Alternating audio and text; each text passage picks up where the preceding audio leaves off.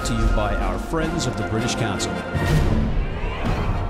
Hey everybody, welcome back to Rugby Wrap-Up. Matt McCarthy here at the Fantasy Sports Network, Studio 34 on West 35th Street in New York City. And we've got a dandy of a show for you today. We got a lot of business to get to, but before we do get to the main show, I caught these two guys, these two USA Rugby legends, having lunch out here at Rock and Riley's Through the Glass. And while that wouldn't be a big deal normally, you don't normally get a guy from the New York Athletic Club and a guy from Old Blue breaking bread. Now, do you? Well, but that aside, welcome Seamus Kelly.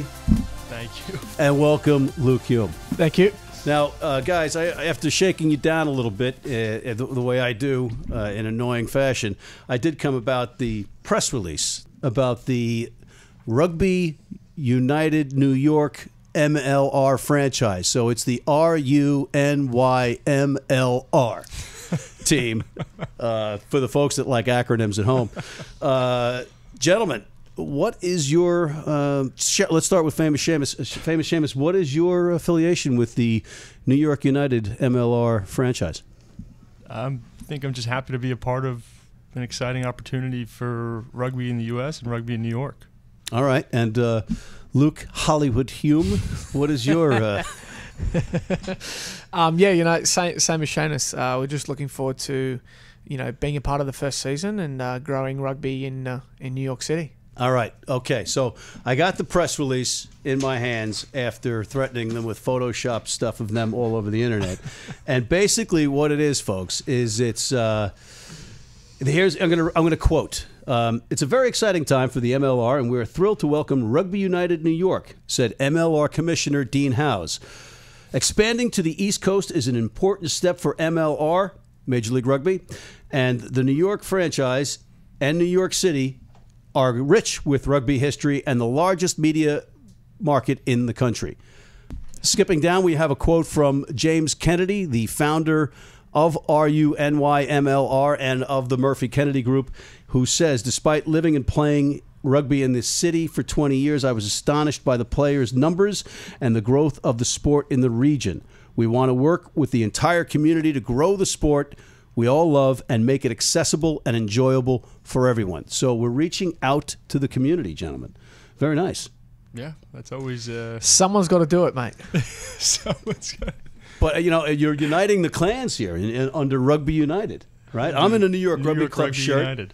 You're sitting in the New York Rugby Club corner. You're Old Blue. You're AC. This is all one big happy family. Yeah, Well, what's best for obviously the team moving forward is everyone comes together.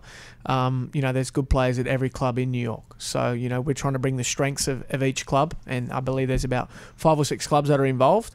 And we're all looking forward to taking the field together and competing against the other clubs, temporarily this year and then full-time next year.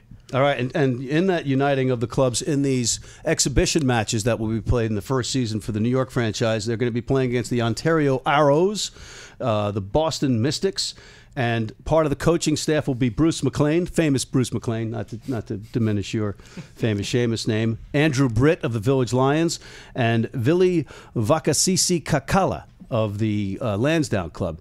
Andrew Britt, I said, is from the Lions. Bruce McLean, of course, formerly from the New York Athletic Club and now of Iona College. So, guys, I know you got to get back to work or lunch or canoodling, as it were. And I just want to thank you for the game of rugby in the United States, specifically here in New York City. Finally, right? Looking forward to it, buddy, and thanks for having us. All right. All exclusives come here, Seamus. Famous Seamus. All right. See the contract. All right, boys, thanks. So after that pleasant surprise, there really is no way to segue into this next segment. It's a bit of bad news. It's tragic news, actually. It's about the rugby community losing a hero. Kamil Patel was killed in a senseless act of violence, and it's something that we wanted to address. He was a member of our rugby community, specifically out of Buffalo. Yours truly was a University of Buffalo guy. He was a University of Buffalo guy. He played for the Buffalo Rugby Club. He also started playing with his brother, who is older by a year, Donish, for the Kenmore East high school team in Buffalo. And then they played respectively, Kamil for the University of Buffalo and his brother Donish for Erie Community College. While they were playing in college, they played for the Buffalo Rugby Club, which meant they were punching above their weight. And we need to punch above our weight right now to help the family, help the memory of Kamil. And we can do that because there's a GoFundMe campaign set up, and there's also a very cool thing initiated by the Buffalo Rugby Club, and that is a scholarship in Kamil's name. And that scholarship we want to grow into something out of the Buffalo, Western New York area, out of New York State, and into the nation.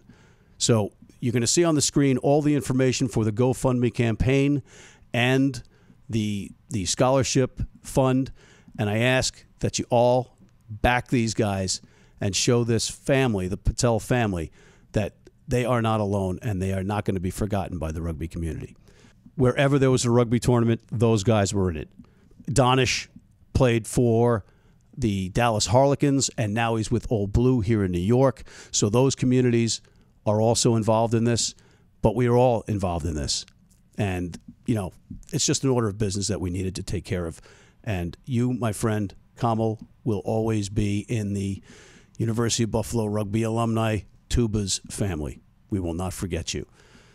But neither Patel would want us to end on a sour note, right? Right, Kamil? I know you're looking down and saying, hey, man, don't do this to me. So, with that, we're going to go to the always uplifting Steve Lewis at the Pig and Whistle in New York City for our ARC's America's Rugby Championship update/recap. Steven, good to see you out there, my friend, and thanks for coming by. Hi, guys. How you doing? Steve, we know that you're busy having lunch, so why don't we just get right into your take on the America's Rugby Championship. Take it. Okay, round 3, America's Rugby Championship at the weekend. Uruguay were in Brazil. They were behind at halftime, I believe, significantly, but came back, pulled it out 27-18. Argentina, 15, dispensed with Chile fairly comfortably. I think it was 57-12, something around that. But obviously our guys, the Eagles, won again against Canada.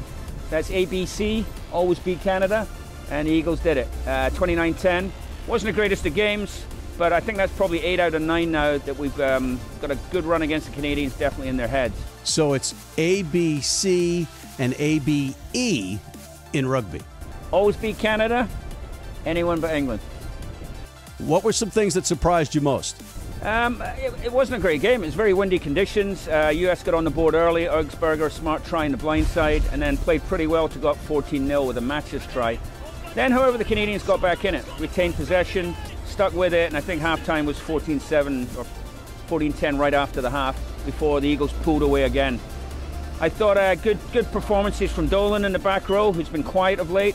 I felt Hanko, you know, there's a lot of conjecture about him not being big enough for Test rugby, but he might not have the big enough body, certainly got a big enough heart, and that kid goes well. So I was impressed by him. He's still young. Maybe we can fatten him up on a couple of milkshakes. A couple of milkshakes, a couple of lunches at the Pig and Whistle. How about going forward? What are your thoughts on going forward in the tournament? Eagles now on top of the table. Looks like the Eagles-Uruguay game is going to be the interesting one. That's the final game down in Montevideo, I believe. So that could be the game for all the marbles. What do you think of Gary Gold so far? 2 games in a team that he didn't necessarily pick. 2 wins is a good thing. I haven't been in contact with too many of the players in terms of feedback as yet. Is it too early to see any distinctive patterns or Gary Gold's mark on the squad? No, I think you would see. I think you can see a couple of things already. I think there's more of a territorial game. I think Mitchell was trying to play. It was all about tempo and it was about confidence to play from anywhere. I think that's been scaled back a wee bit from what I can see. But again, I haven't been, regular contact. But it looks like a little more territorial, a little more conservative, perhaps. So, what would you like to see them do more? What would you like to see the Eagles implement more? I think they played to plan so far. You can't really complain. I mean, a set piece has held up reasonably well. You got to remember they're trying to get a look at a lot of players in these games. So perhaps there's more substitutions than you would normally see. So this is an opportunity for Gary Gold, this tournament, to take a look at what he's got. What's his stock? What's his stable? Who are his players? So I think particularly in the coming weeks, you're going to see changes in personnel. Some guys are there for the first 2 weeks and then gone for 3. Some guys are coming in now. So it's not the same squad for the full 5 weeks. That's right. They're losing Blaine Scully back to the Cardiff Blues, and I think TT Lamosatelli's going back to Saracens, although I'm not sure of that, so I'm sure I'm going to get reamed for giving that information. That's right. Some guys going back. Some guys have work commitments, can't do the full thing. There's some new faces coming in, that kind of thing.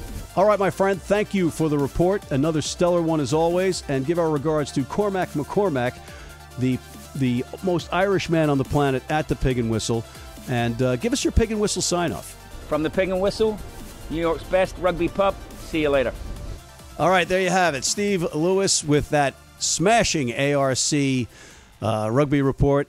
And on that note, Matt McCarthy for Kamil Patel, Danish Patel, Seamus Kelly, Luke Hume, and Steve Lewis for Rugby Wrap-Up, signing off.